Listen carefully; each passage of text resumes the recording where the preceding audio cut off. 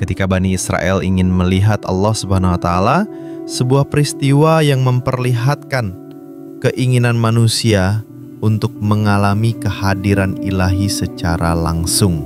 Dalam Al-Quran diceritakan bahwa Nabi Musa meminta untuk melihat Allah Subhanahu wa Ta'ala secara langsung.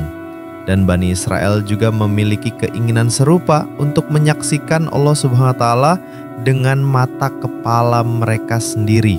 Namun Allah Subhanahu wa Ta'ala berfirman bahwa tidak ada manusia yang dapat melihatnya di dunia ini karena keterbatasan manusia. Ketika Nabi Musa meminta untuk melihat Allah Subhanahu wa Ta'ala, Allah Subhanahu wa Ta'ala memberikan jawaban yang menunjukkan betapa besar dan tak terjangkaunya keagungan Allah Subhanahu wa Ta'ala. Pertanyaan-pertanyaan muncul.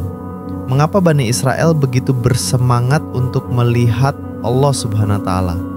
Apa yang terjadi ketika gunung yang dipilih sebagai tempat penyingkapan ilahi tidak mampu menahan kehadiran Allah Subhanahu wa Ta'ala? Bagaimana reaksi Nabi Musa setelah menyaksikan kejadian tersebut?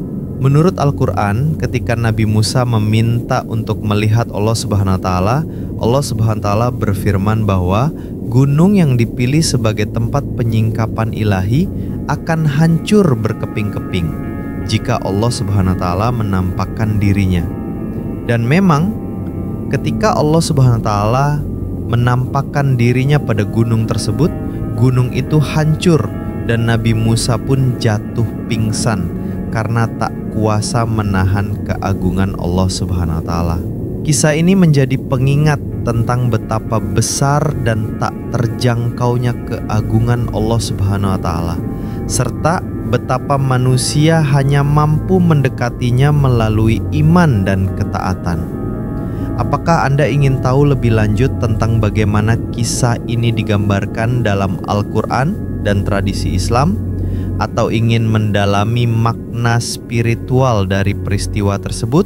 Kehendak Allah Subhanahu wa Ta'ala yang tak terbatas menyimpan banyak misteri yang patut direnungkan.